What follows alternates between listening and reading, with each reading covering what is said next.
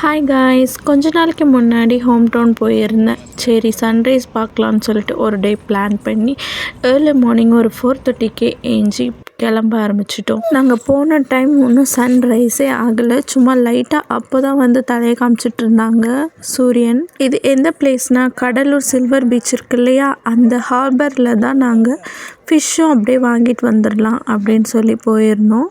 சரி ஃபிஷ்ஷெல்லாம் பிடிச்சிட்டு போட்லாம் வரக்கூடிய டைம் தான் இது அப்படின்னு சொல்லியிருந்தாங்க.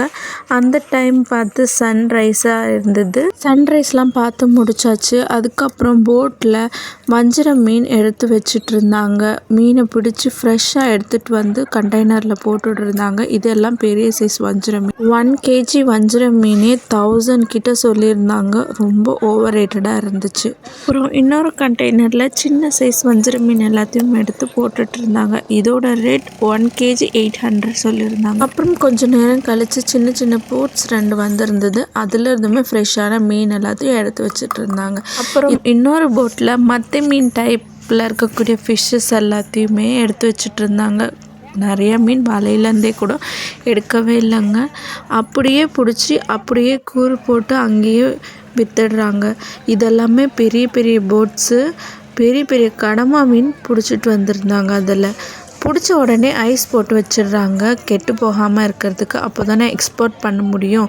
அதனால் அப்போவே பிடிச்சி அங்கேயே ஐஸ் போட்டுடுறாங்க. பொதுவாகவே பெரிய பெரிய போட்ஸ்லாம் ஃபிஷ்ஷிங் பண்ண போனாங்கன்னா ஐஸ் வந்து எடுத்துகிட்டு தான் போவாங்க. ஏன்னா அவங்க வர்றதுக்கு 3-4 நாள் ஆகும். அதனால் பிடிச்ச மீன் கெட்டு போகாமல் இருக்கணும் அப்படின்ற பர்பஸ்க்காக ஐஸ் போட்டு எடுத்துகிட்டு வராங்க. இந்த மாதிரி சின்ன சின்ன போட்ஸில் போகிறவங்கெல்லாம் அப்பப்போ மீன் பிடிச்சி அப்போவே எடுத்துகிட்டு வந்து வித்துடுறாங்க.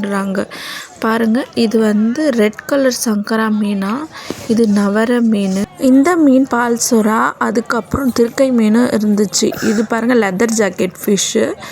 அந்த மாதிரி நிறைய ஃபிஷ்ஷஸ் வெரைட்டிஸாக இருந்துச்சு. இது சங்கு. இதுக்குள்ளார இருக்க ஃப்ளஷை மீட் மாதிரி க்யூபாக கட் பண்ணி கொடுக்குறாங்க. யாரெல்லாம் இதை டேஸ்ட் பண்ணியிருக்கீங்கன்னு சொல்லுங்கள். அண்ட் நாங்கள் என்னென்ன ஃபிஷ் வாங்கினோன்னு காமிக்கிறேன். டைகர் ப்ரான்ஸு, அப்புறம் வந்து சங்கரா மீன் கொஞ்சம் வாங்கியிருந்தோம். இது மிக்சட் ஃபிஷ்ஷு, எல்லா ஃபிஷ்ஷும் சேர்ந்த மாதிரி. அப்புறம் கடம்பா கொஞ்சம் வாங்கியிருந்தோம். அண்ட் ஃபிஷ் எல்லாத்தையுமே க்ளீன் பண்ணி வாங்கிட்டு பக்கத்தில் இருக்க பீச்சுக்கும் ஒரு விசிட் பண்ணியிருந்தோம். I think it's morning 8 o'clock நினைக்கிறேன். வெயில் அதிகமாக இல்லாததுனால கொஞ்சம் நல்லாவே இருந்துச்சு கிளைமேட். இந்த பார்ட் எல்லாமே வந்து சுனாமியில் பயங்கரமாக பாதிக்கப்பட்டிருந்துச்சு. பட் ஏதோ ரெனோவேஷன் பண்ணி ஓரளவு மெயின்டைன் பண்ணி கொண்டு வந்திருக்காங்க. இதெல்லாமே சுனாமியில் அடித்து வரப்பட்ட வீடுகள் தான். அண்ட் தென் கொஞ்சம் ஃபோட்டோஸ்லாம் பிக் பண்ணிகிட்டு இருந்தோம். நல்லாவே இருந்துச்சு. போகிற வழியில் அப்படியே பிரேக்ஃபாஸ்ட் முடிச்சு அப்படியே வீட்டுக்கும் கிளம்பியாச்சு. வீட்டுக்கு போகிற வழியில் இந்த நேச்சுரல் சீனரிலாம் பார்த்துட்டு போகும்போது டைம் போகிறதே தெரியல. இந்த நேச்சுரல் சீன்ஸை பார்த்தாலே என்னமோ ஸ்கெட்ச் பண்ணி வச்ச மாதிரியான ஃபீல் தான் க்ரியேட் ஆச்சு எனக்கு.